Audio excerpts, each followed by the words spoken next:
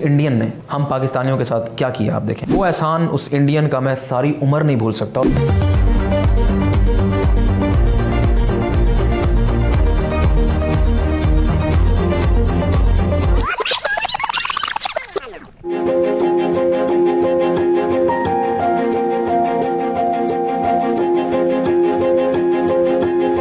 जब आप यूनिवर्सिटी में जाएंगे ना तो आपको जो चीज़ महसूस होगी ना वो ये होगी कि इंडियंस जो है ना वो आपके सबसे अच्छे दोस्त होंगे। क्यों?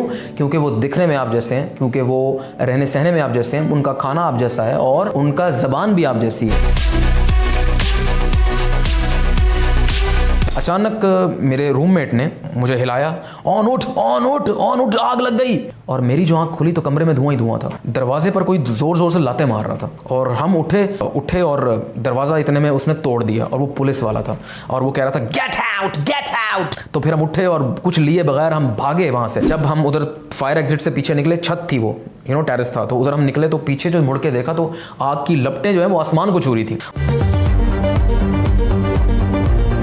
बिल्कुल हॉलीवुड स्टाइल में जैसे होता है ना वो फिल्मों में आप देखते हैं कि वो काली चादर ओढ़ के तो बैठे होते हैं। अब रात को इस टाइम हमारे पास कोई ठिकाना नहीं था जाने का, बट हमने जाना था। अब कोई ठिकाना नहीं था हमारे पास। हम फिर रहे हैं सड़कों पर और मजे की बात ऊपर से बर्फबारी हो गई। पहली बर्फबारी जो मैंने लंदन में देखी वो उस वक्त हुई। वहाँ गवर्नमेंट के स्पॉन्सर्ड कुछ सेंटर्स होते हैं इस तरह की कंडीशंस के लिए, बट उधर कोई हेल्प नहीं मिली हमें क्योंकि वहाँ वो फुल थे शायद। लेकिन हमारा जो हमारा हॉस्टल मेट था, उसी हॉस्टल में रहता था एक रूम में, ही वॉज एन इंडियन। उसने हमें कुछ हमारे में से कुछ दोस्त तो ऐसे थे जिनके लिंक्स थे, दोस्त थे, वो चले गए। कुछ हम लोग रह गए थे, हमारे पास कोई ठिकाना नहीं था। और उस लड़के से हमारी थोड़ी सी कोई बातचीत थी। Was a funny guy, friendly guy. वो एक शॉप में काम करता था और वो विंडो का काम करता था, उसकी कटिंग और घरों में लगाना उसको। तो वो हमें अपने साथ अपनी शॉप पर ले गया और हम शॉप पर गए और उसने हमें चुपके से अंदर घुसाया।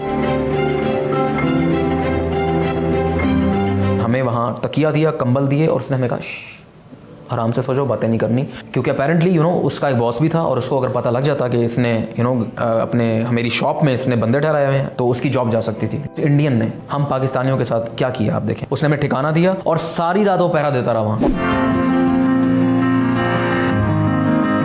और जब हम कंफर्टेबल हो गए उसके बाद हम उससे इजाज़त ली और फिर हमें हमने अपनी जगह ढूंढनी शुरू की, हमने रेंट की, हमें घर मिल गए और हम वी वर कंफर्टेबल।